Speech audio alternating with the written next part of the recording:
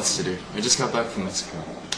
I was doing some work down there, so I've got a new show to do, and it's gonna be fun. That's you know, when you hit a point, it's neat too, because it's in my particular point right now. It's like I'm hitting a point where I've come pretty far so far, like just in a little stretch of stuff, and now it's sort of time. I'm feeling it sort of. Relax? Yeah, well, relax, burst or transform? more, yeah, transformation maybe is a better word. So like feeling like an extra push forward into something grand and new. Because it's, yeah, it's just, otherwise we're just walking in one place, right? So you have to take that next.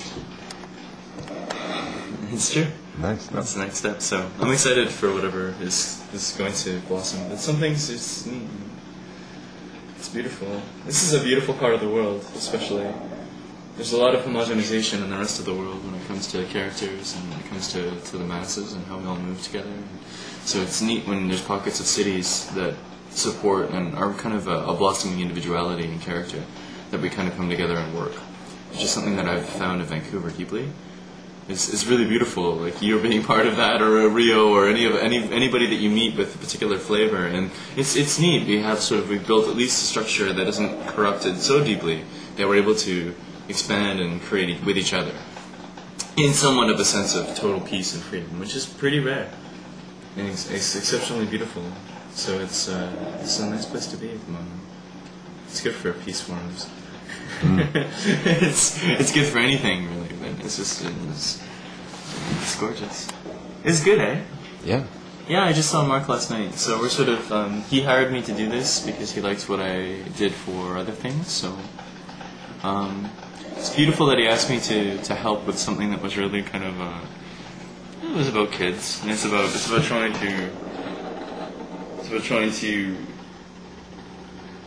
have a voice, you know, have a vision and a voice, and be real about it, and serious as well, maturity. And so it's a beautiful vision, and Mark himself was, you know, giving up what he was going to do to try to make this work. So, and then put all his time and with his partner into it, and this is a huge undertaking trying to make festivals. I mean, the organization and the funding itself is just such a pain in the butt. So, no, but they got everything together, and they're really, really on it, and beautiful people. So it was worth totally doing. So yeah, I'm doing some more stuff for them soon too. Probably looks like I'll probably be doing. He'd like to sort of brand the festival with my art for the advertisements and the marketing. So I'm going to try to do that as best as I can. So it's good. It's a cool gig. This is it was trippy. He brought this to me last night. It was nice. It's a DVD. This is the selections from the show and the festival. So I wouldn't mind seeing it, as I wasn't around. It's cute though, no? It's a nice poster. Is 2012 the destruction of all things? Or what date is that exactly? I'm glad you asked that, Jordan. It's the borders thing. Boundaries? Boundaries and limits. Boundaries, borders. Maybe borders is the wrong word, but you know, it's.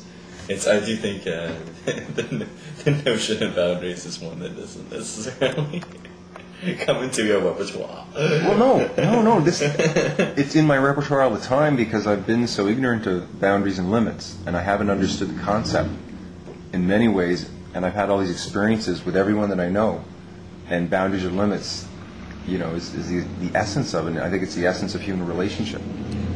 Because what is a boundary? What is a limit?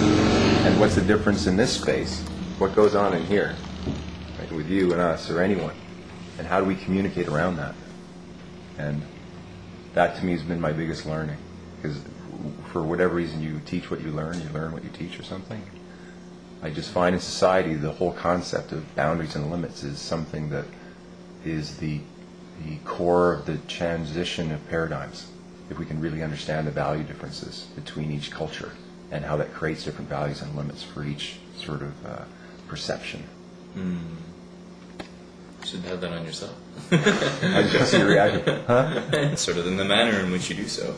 We live in a very, we've had a social and developed construct so we can all get along, somewhat. as things are going. And that's changing, I think, as a whole, as we change individually.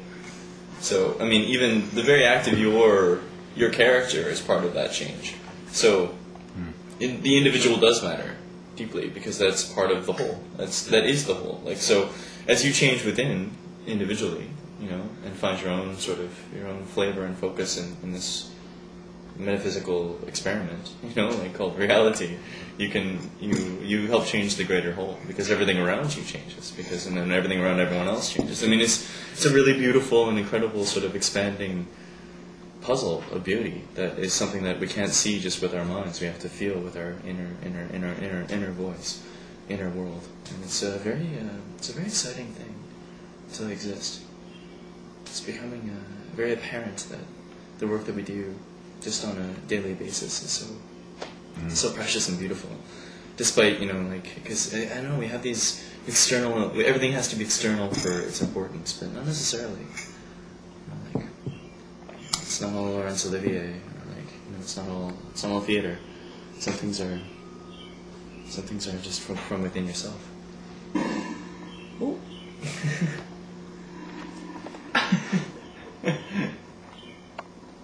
Dun, dun, dun, dun, dun, dun. The coffee maker. The symbology of the coffee. The beginning of the morning. The beginning of ideas. The ravishing continuation of caffeine highs. It is caffeine. Dun, dun, dun, dun, dun.